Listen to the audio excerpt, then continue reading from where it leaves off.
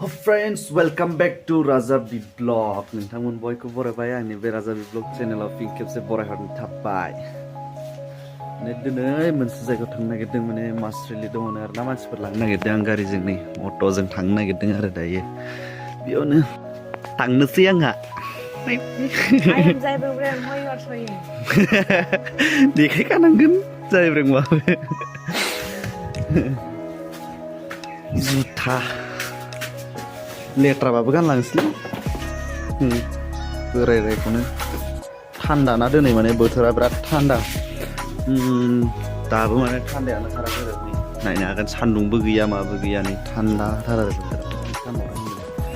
बिदि गाननानैसो थांनो नागिरदों आरो ओंखारलांनो नागिरदों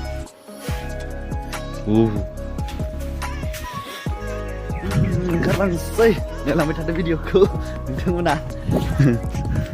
नेलाय थांसै दे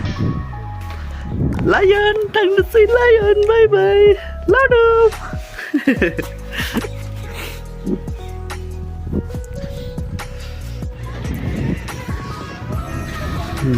नायनो हागोन नै जायगासिम मोनफैबाय आरो ना लाइन आप जाबाय माने सुरु जासिगोन बिसोरो नै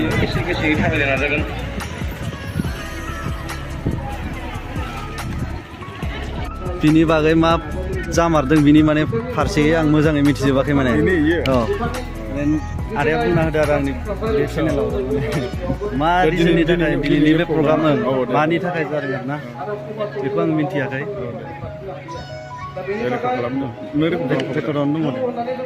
तो माने रायजोफोर दिनैनि प्रग्रामा जाहैबाय माने सनितपुर जिल्लानि दुलाराय बर' बिमा गौथुमनि बानजायनायाव जादों आरोना माने माखासे समाज बेरेखायै खामानि मावनाय जेरै ड्राग्स सोबनाय गान्जा जानाय ड्रेन सोबनाय बेफोरबायदिनिफ्राय माने गोजानाव थानो थाखाय आरो समाज बेरेखायै गान्जा फालांगि खालामनाय ड्राग्स फालांगि खालामनाय ड्रेन फालांगि खालामनाय बेफोरखौ बन्द खालामनो थाखाय आरो बेजों लोगोसे उन्दै बैसोआव हाबा जानाय आरो ससियेल मिडियाफ्राव माने जेरैबायदि माने जोंनि बर' आइजोफ्रा जेरैबायदि दख'ना बोखोना मोसानाय गाज्रि राव बाहायनाय बेफोरनिफ्राय गोजानाव थानो थाखाय दिनैयो नैबे हाबाफारिखौ लानाय जादों आरोना रायजोफोर दा मिथिबाय जानांगौ ना लोगोफोर जायफोर नायदों माने मानि फारसे लादों माने भिडिअ बे माबाखौ जथुमाखौ नोंथांमोना नुबाय आइजोफोर बिथिं आइजो बिफान गासिबो माने जमा जानानै दङ माने আমাৰ গাঁও অঞ্চলৰ নতুন নতুন নৱপ্ৰজন্ম ল'ৰা ছোৱালীক পঢ়ি থকা কলেজৰ পৰা ছাত্ৰ ছাত্ৰীবিলাক যে অসামাজিক ক্ষেত্ৰত লিপ্ত হৈছে এই গাঞ্জা ড্ৰাগছ বিভিন্ন আৰু সৰু বয়সত বিয়া পাতা বিভিন্ন ধৰণৰ যি আমাৰ এণ্টি ছ'চিয়েল এক্টিভিটিছ এইবিলাক হৈছে তো আমি আশা ৰাখিছোঁ এই বড়ো মাদাৰ এছ'চিয়েশ্যনৰ জৰিয়তে আৰু সহযোগত যাতে আহি থকা সময়ত এইবিলাক কাম নাইকিয়া হয় আৰু আমি আশা ৰাখিছোঁ যে আজিৰ এই ৰেলীৰ জৰিয়তে আমাৰ অঞ্চলত এটা ভাল পৰিৱেশ আহিব আৰু সকলো ধৰণৰ যি অসামাজিক লিপ্ত থকা ল'ৰা ছোৱালীবিলাকক আমি আহ্বান জনাইছোঁ যাতে এইবিলাক কাৰ্যকলাপত লিপ্ত নহয় পঢ়া শুনাত যাতে জ্ঞান আৰু সমাজত যাতে আমি উন্নতি কৰিব পাৰে সেইটো আমি আশা ৰাখিছোঁ आथिखालाव जाखांफुबाय थानाय लाइमोन सेंग्रा सिख्ला फरायसुला फरायसुलि बिथांमोना माखासे फरायनो नागारै माखासे निसा बुस्थुजों गब'नानै थायो दा बेफोरखौ जाहाथे न्याय मोननांगौ जाहाथे पुलिस प्रशासना मोजाङै बेफोरखौ दायित्व लानांगौ नायनांगौ आरो जेरैबायदि नायो बिनिसाय बांसिन जानांगौ जोङो बर' बिमा गौथुमनि जानानै जोङो खावलायदों जाहाथे मोजां जाहाथे जोंनि दिनैनि बे ओंखारबोनायनि जि थांखि बे जाफुङो लोगोसेनो माखासे आइजो माहारिफोरा आथिखालाव जेरैबायदि हौवा थाखानाय हिनजाव थाखानायफोरानो लांखारलायनाय जायो थिग बेफोरखौ जाहाथे होबथानांगौ बेखौनो जोङो दिनै बे समाव माखासे न्याय मोनगोनखौ साननानै जोङो ओंखारबोनाय जादों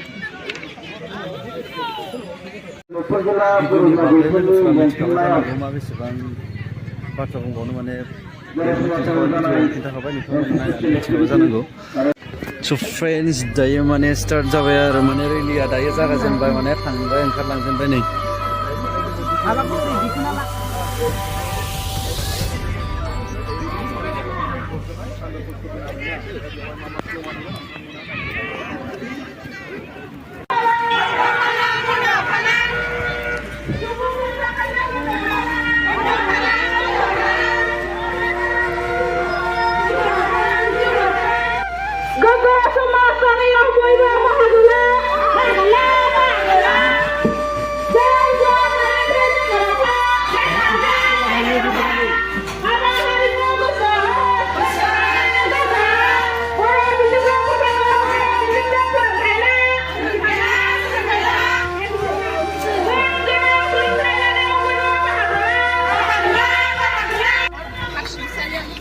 মানে কি বুলি কৈছে এইটো বুজি পোৱা নাই ন মানে বুজি লোৱাটো ভাল হয় ন চবেই বুজিব লাগিব চবেই বুজিব লাগিব ন আপোনালোকেতো নাজানে বড়ো পঢ়িব বড়ো ভাষাটো নাজানে বুজাই দিয়াটো ভাল এইটোৱে আৰু মানে ড্ৰাগছ এডিক্টেড হৈ গৈছে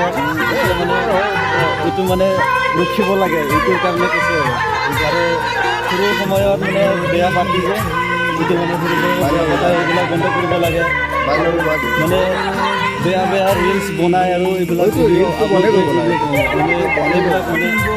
বন্ধ কৰিব লাগে এইটোৱে আৰু মানে কোৱাটো ৰিলছটো বন্ধ কৰিব লাগে ৰিলছটো বেয়া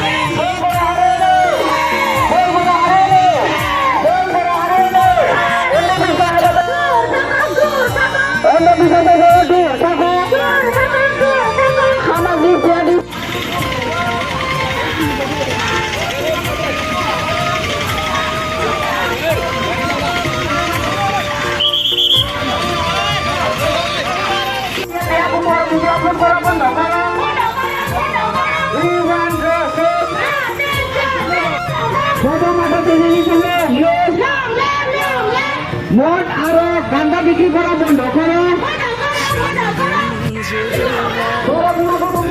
बेयाव माने लास्ट माबा खालामनानै बिनिफ्राय जोबसिगोन आरो ना ससे माने रिलेक्ट खालामबाय बेखिनिनिफ्राय जोबहैसिगोन आरो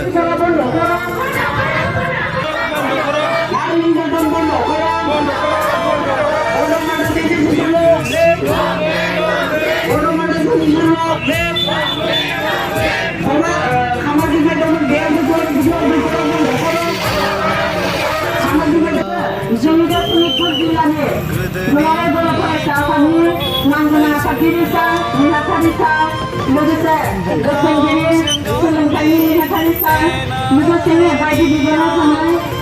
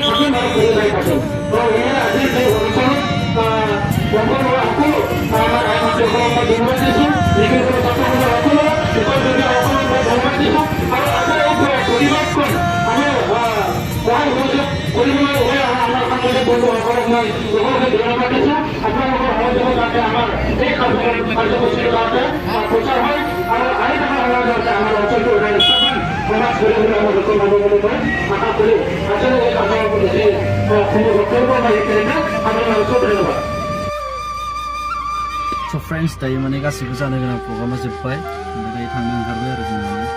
थांनो ओंखारबाय मानसिफ्रा लामायाव दङ आं गारियाव फैबाय ओमफ्राय थांनोसै आरो बिनिफ्राय भिडिअखौ नायनानै माबायदि मोनदों लोगोफोर थारमाने भिडिअ माबाखौथ' मिन्थिखाबाय मानि थाखाय रिलिज जादों मिन्थिखाबाय नोंथांमोना माने रिलिज जाहैबाय माने ड्राग्स जाग्रा सेंग्राफोर बा मानाय बेफोरबायदिखौ स्टप खालामनांगौ होननानै बेनि फारसे खालामदों आरोना बे रिलिजखौ नोंथांमोना भिडिअखौ नायनानै मिथिखाबाय जानांगौ नायना मोजां मोनोबा लाइक शेयार कमेन्ट आरो साबस्क्राइब खालामना होदो लोगोफोर एसेखिनियाव दोनथ'नोसै बाय बाय